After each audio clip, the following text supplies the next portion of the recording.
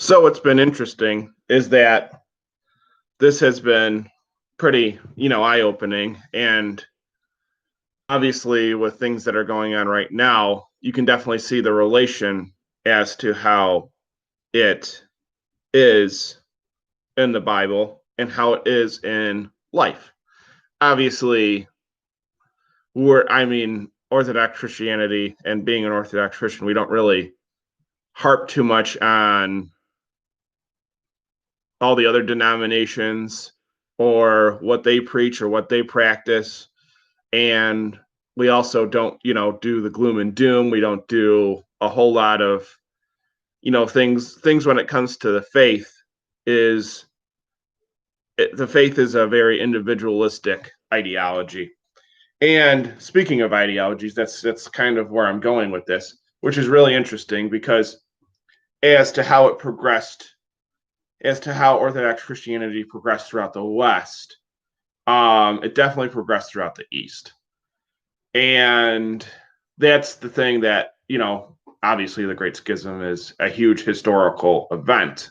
And that's what it pivoted itself on. Or you could say it was the fulcrum, or you could say it was the straw that broke the camel's back. I mean, whichever no or whichever parable or or metaphor you might want to use. Um, it's definitely one of those things where obviously the Byzantine Empire was more theocratic and it was obviously more geared towards Christianity. The Holy Roman Empire kind of had a hard time with catching up to it. Um, the Holy Roman Empire was pagan for a while, and then it recognized itself as the Holy Roman Empire, and became obviously the Catholic faith became a stronghold in the West, and it became a very prominent religion of the West and spreading Christianity throughout the world. And it is different from Orthodoxy, and obviously a lot of schematics with that. There's definitely people out there that are way more geared and way more more well equipped to answer a lot of those questions. Obviously, like I say, I'm not a priest or a preacher, and I don't claim to be. So I'm not going to get into that. But with the ideologies being very different, they are different. They are definitely, I wouldn't say polar opposites. They're definitely not polar opposites. But Western Christianity definitely has a lot of, well, with the Reformation, obviously has a lot of back and forth, a lot of, um, well, it's two main branches, Catholicism and Protestantism, are obviously two different ideologies, but that had to kind of catch up with itself because there are a lot of people that agreed with what the Pope was doing, and there are a lot of people that don't agree with what the Pope is doing, or that Christianity is kind of outside of all of that. And they never underwent a Reformation, thankfully, and they never underwent any kind of Western influence. It's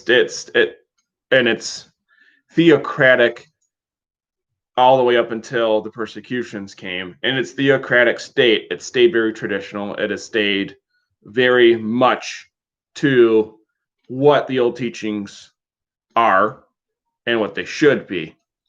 And as far as the Catholic faith is concerned, it's not really, none of it is really, I don't want to say, none of it is really bad, but none of it is really good. It's kind of in the middle with us. It's not really one of those things where it's frowned upon, but it's something that hasn't really progressed. It's more so ideologically regressed, especially under a pope like Pope Francis, and more Christianized nations ideologically, like Russia or Armenia or Romania, for instance, that are heavily Orthodox nations, have become more so ideologically well, I want balanced. I know Russia's not probably the greatest example historically and now. I mean, Armenia might be a good one. But as far as the separation of church and state, that's obviously a big thing. And it took a lot of those governments to honor that and embrace it and become one with that kind of thing. And that is a very strong thing to have.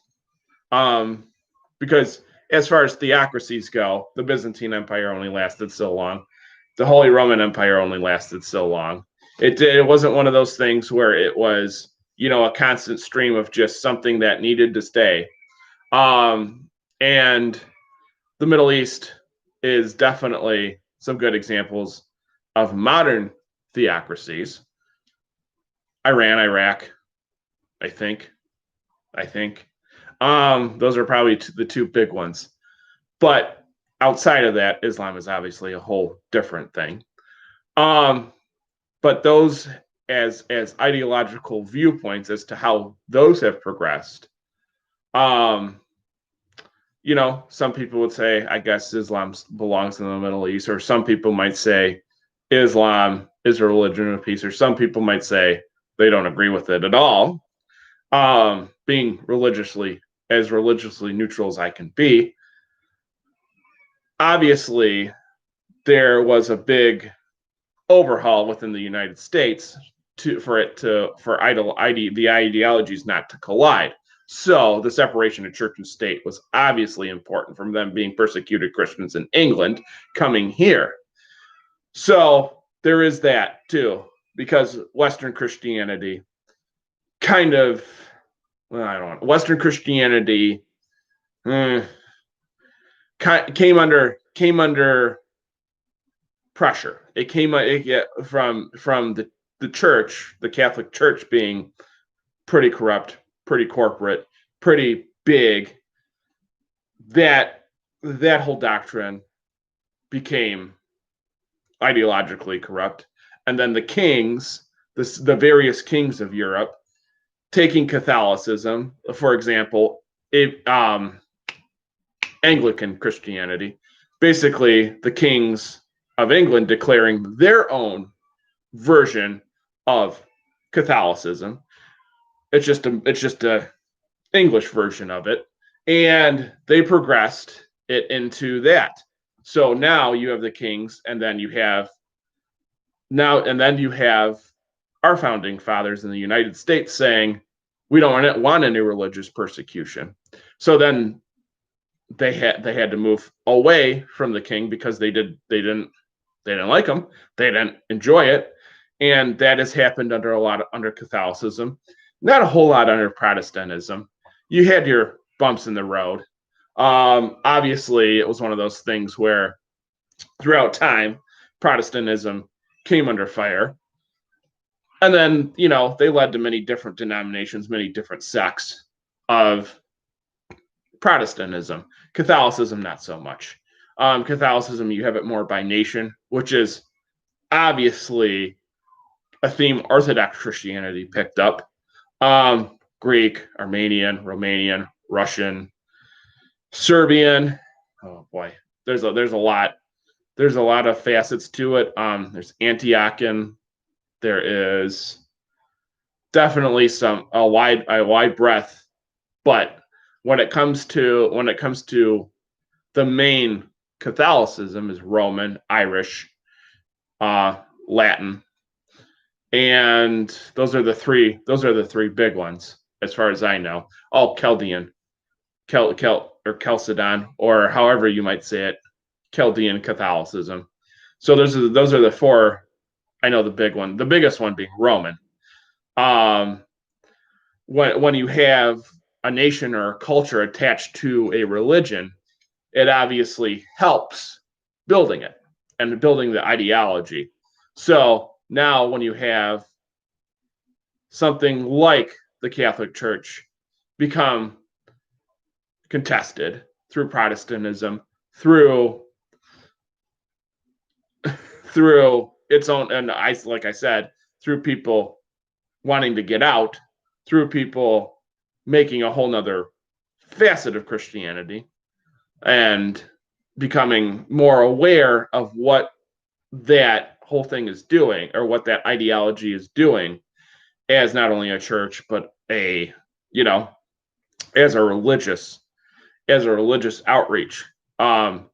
Then you're obviously going to have these different ideas, like I said, ideologies, come and combat with each other. And outside of that, Orthodox Christianity really stays true and really stays away from all of that. With all the stuff going on today in the United States, with all of the identity politics, that obviously, as a church, you need to come in and you're there to worship God, and you're there to be present within the Lord. Nothing else. Nothing else. If there's anything else that's outside, that's you outside. That's pride. That's one of whatever you might have to whoever you are outside, whatever you do outside, you don't fly any banners before God, or you don't say anything that's necessarily going against God, which is the biggest thing. Which is the biggest thing in the Orthodox Church, because that's like an ultimate heresy. As far as the 7 deadly sins go, I don't know if we really ideologically see those. Obviously, the 10 Commandments, original sin, purgatory, those are things that can be discussed and debated. Those are definitely interesting topics.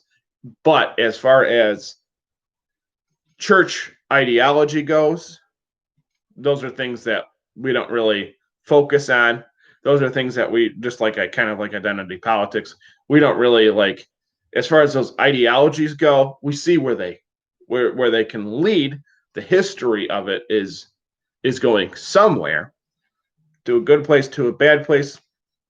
Like I said, as far as individualism goes, it's pretty strong within the Orthodox faith, which is why in my previous video I said something about the church fathers and them being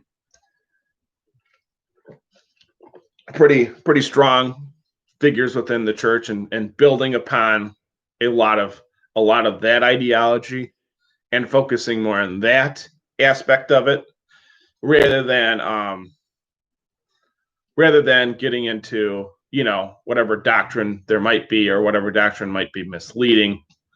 And that's a whole slew of something. I don't know what, but it's something.